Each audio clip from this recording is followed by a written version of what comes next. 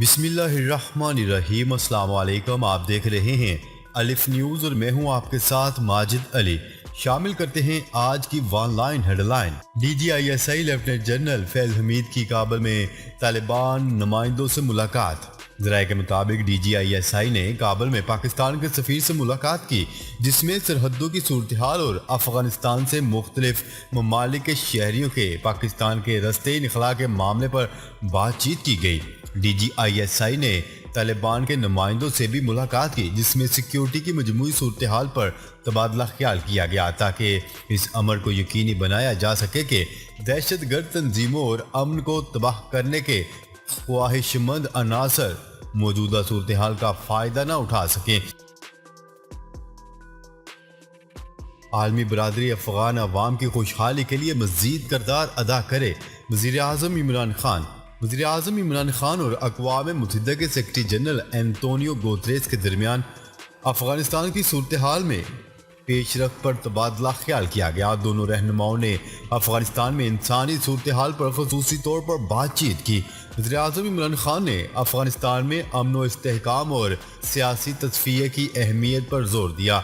جاری کردہ اعلامیہ کے مطابق وزیر اعظم عمران خان کا کہنا تھا کہ تنازعہ ختم ہونے سے ہی افغان عوام کو پائیدار امن، سلامتی اور خوشحالی حاصل ہوگی۔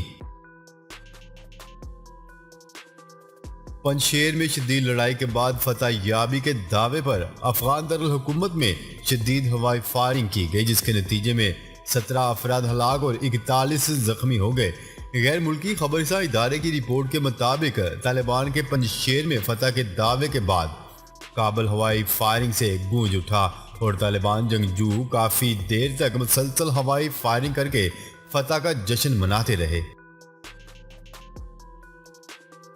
ہم طالبان کو تسلیم نہیں کرتے، برطانوی وزیر خارجہ کا بڑا بیان سامنے آ گیا۔ برطانوی وزیر خارجہ ڈومینک راب نے دورہ پاکستان کے حوالے سے ویڈیو بیان میں کہا ہے کہ میں گزشتہ روز قطر کے دورے کے بعد پاکستان میں ہوں۔ انہوں نے کہا ہے کہ قطر میں وزیر خارجہ سے کابل ایئرپورٹ کی سیکیورٹی اور معاملات چلانے کے لیے ان کی کوششوں پر بات چیت کی گئی، جبکہ پاکستان میں وزیر اعظم عمران خان اور وزیر خارجہ شاہ محمود قریشی سے بھی ملاقات کی۔ انہوں نے سوشل میڈیا پر شیئر کردہ اپنی ویڈیو میں کہا ہے کہ ملاقاتوں میں پاکستان افغانستان سرحد کی صورتحال پر گفتگو ہوئی ہے۔ میں صورتحال دیکھنے خود تورخم گیا۔ تورخم پر میں نے مستقبل میں درپیش آنے والے چیلنجز کا جائزہ لیا اور سرحد پار کرنے والے افراد کے لیے سیکیورٹی انتظامات دیکھے۔ فلپائن کا پاکستان پر عائد سفری پابندیاں ختم کرنے کا اعلان۔ فلپائن نے پاکستان اور متحدہ عرب امارات سمیت 10 ممالک کو کورونا ریڈ لسٹ سے نکال دیا۔ غیر ملکی خبررساں ادارے کی رپورٹ کے مطابق فلپائن کے صدر نے 10 ممالک پر سے اپریل میں عائد کی گئی سفری پابندیاں اٹھانے کا اعلان کیا ہے، جس میں پاکستان بھی شامل ہے۔ کیلیفورنیا میں ہوائی ٹیکسی تیار، آزمائشی پروازیں شروع۔ غیر ملکی خبررساں ایجنسی کی رپورٹ کے مطابق کیلیفورنیا میں تیار کردہ ہوائی ٹیکسی کی ناسا نے آزمائشی پرواز شروع کر دی۔ الیکٹرک ایئر کرافٹ میں عمودی ٹیک آف اور لینڈنگ کی صلاحیت موجود ہے۔ تیار کردہ ہوائی ٹیکسی 320 کلومیٹر فی گھنٹہ کی رفتار سے پرواز کرے گی اور اسے مستقبل میں ٹیکسی کے طور پر استعمال کیا جائے گا۔ ماہرین کے مطابق تیار کردہ ہوائی ٹیکسی 2024 تک مسافروں کے لیے دستیاب ہوگی۔ پاکستان نے FATF کا اہم ترین ہدف حاصل کر لیا۔ کالعدم تنظیموں کی مکمل تفصیلات سے متعلق جدید ترین ایپ تیار کر لی۔ ایپ کے ذریعے کالعدم تنظیمیں پاکستان میں جائیداد نہیں خرید سکتی۔ تفصیلات کے مطابق پاکستان نے FATF کا اہم ترین ہدف حاصل کرتے ہوئے جدید ترین ایپلیکیشن بنا لی۔ ایپ میں کالعدم تنظیموں کا مکمل ڈیٹا موجود ہے اور کالعدم تنظیموں کے عہدے داران کی مکمل تفصیلات ہوں گی۔ بنگلہ دیش میں 18 ماہ بعد تعلیمی ادارے دوبارہ کھولنے کا اعلان۔ بنگلہ دیشی حکومت نے 18 ماہ کی بندش کے بعد 12 ستمبر سے ملک میں اسکول اور کالج دوبارہ کھولنے کا اعلان کر دیا۔ چینی ذرائع ابلاغ کے مطابق بنگلہ دیش کے وزیر تعلیم نے اعلان کرتے ہوئے کہا ہے کہ صرف پبلک امتحانات کے امیدوار تعلیمی ادارے دوبارہ کھلنے کے بعد ہر روز کلاسوں میں شرکت کریں گے، جبکہ دوسری کلاسوں کے طلبہ ہفتے میں 1 یا 2 مرتبہ کلاسیں لیں گے۔ 1 اکتوبر سے اندرون و بیرون ملک فضائی سفر کے لیے ویکسینیشن سرٹیفکیٹ لازم قرار۔ ہدایت نامے کے مطابق ڈومیسٹک اور انٹرنیشنل فلائٹس پر کورونا ویکسینیشن 1 اکتوبر سے لازمی قرار دے دی گئی ہے، جس کے بعد 1 اکتوبر سے بغیر کورونا ویکسینیشن کے فضائی سفر پر پابندی ہوگی۔ ہدایت نامے میں کہا گیا ہے کہ 17 سال سے کم عمر افراد اور مریضوں کو کورونا ویکسینیشن سرٹیفکیٹ سے استثنا ہوگا، جبکہ مریضوں کو استثنا سے متعلق معالج کا میڈیکل سرٹیفکیٹ دکھانا ہوگا۔ بلاول کا شہباز شریف کو ٹیلی فون، الیکشن کمیشن اراکین کی تقرری سے متعلق گفتگو۔ پی پی کی جانب سے جاری اعلامیہ کے مطابق بلاول بھٹو زرداری اور شہباز شریف کے درمیان مجموعی ملکی سیاسی صورتحال پر تبادلہ خیال کیا گیا۔ اعلامیہ میں کہا گیا ہے کہ دونوں رہنماؤں کے درمیان الیکشن کمیشن کے ارکان کی تقرری کے معاملے پر گفتگو کی گئی۔ انعام بٹ نے بیچ ریسلنگ سیریز میں گولڈ میڈل جیت لیا۔ پاکستانی ریسلر انعام بٹ نے بیچ ریسلنگ جیت کر گولڈ میڈل حاصل کر لیا۔ پاکستانی پہلوان نے فائنل میں یوکرائن کے پہلوان کو 3-0 سے شکست دی۔ اس سے قبل سیمی فائنل میں انعام بٹ نے رومانیہ کے پہلوان کو بھی 3-0 سے شکست دی تھی، جبکہ کوارٹر فائنل میں ترکی کے ریسلر کو ہرایا تھا۔ انعام بٹ کے والد کا کہنا ہے کہ میرے بیٹے نے 4تھی بار گولڈ میڈل حاصل کیا ہے۔ بیٹے نے پاکستان کا نام روشن کیا، جس پر فخر ہے۔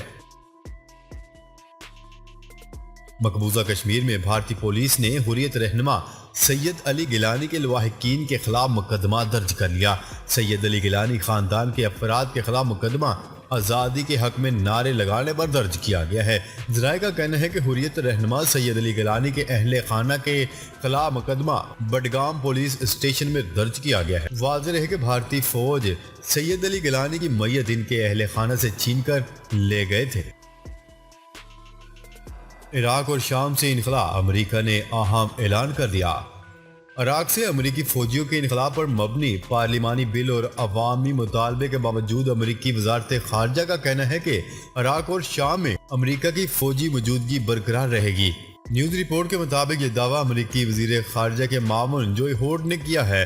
جوئی ہوڈ کا کہنا ہے کہ آئندہ برسوں میں بھی عراق اور شام میں امریکی فوجی موجود رہیں گے اور یہ موجودگی داعش کی شکست کے مقصد کے تحت ہوگی، جس کے لیے ایک طویل مدت درکار ہے۔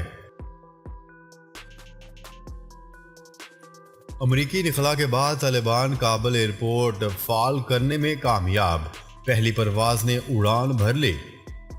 امریکی اور نیٹو افواج کے انخلاء کے بعد طالبان کابل ایئرپورٹ فعال کرنے میں کامیاب ہو گئے۔ ایئرپورٹ سے پہلی پرواز کے اڑان بھرنے کی ویڈیو سامنے آ گئی۔ تفصیلات کے مطابق امریکی انخلاء کے بعد کابل ایئرپورٹ کو فعال کر دیا گیا، پہلی پرواز نے اڑان بھر لی۔ الجزیرہ ٹی وی کی رپورٹ کے مطابق امریکہ اور اتحادی فوج کے انخلاء کے بعد کابل ایئرپورٹ اندرون و بیرون ملک پروازوں کے لیے فعال ہو گیا۔ آج پہلی پرواز نے اڑان بھری۔ پرواز کابل ایئرپورٹ سے مزار شریف کے لیے روانہ ہوئی ہے۔ افغانستان میں موجود امریکہ کی فوجی گاڑیاں طالبان نے ایران کے حوالے کر دی۔ میڈیا رپورٹس کے مطابق طالبان کی جانب سے ایرانی حکام کو امریکی فوجی گاڑیوں کی حوالگی کے بعد ایران کی جانب سے جانے والے قافلے کی ویڈیو بھی منظر عام پر آ گئی۔ اس ضمن میں اخبار سے بات چیت کرتے ہوئے دفاعی و سیکیورٹی امور کے ماہر جوناتھن کیٹسن نے کہا ہے کہ گاڑیوں کا نقصان امریکہ کے لیے مزید شرمندگی کا باعث ہے۔ طالبان نے کرنسی ایکسچینج مارکیٹ دوبارہ فعال کر دی۔ طالبان کا کہنا ہے کہ کابل میں ایکسچینج اور کرنسی ایکسچینج مارکیٹ کو دوبارہ فعال کر دیا گیا ہے۔ ترجمان طالبان ذبیح اللہ مجاہد کا کہنا ہے کہ بازار جو کہ شہزادہ سرائے کے نام سے جانا جاتا ہے دوبارہ کھول دیا گیا ہے۔ طالبان کا کہنا تھا کہ وہ ڈالر کو بیرون ملک نہیں جانے دیں گے کیونکہ اس سے معیشت کمزور ہو جائے گی۔ پرنس محل افغانستان کا سب سے بڑا کرنسی ایکسچینج سینٹر ہے۔ جی تو ناظرین، اب تک کے لیے اتنا ہی. مزید خبریں لے کر بہت جلد آپ کی خدمت میں حاضر ہوں گے. تب تک کے لیے اپنا خیال رکھیے گا. اللہ نگہبان.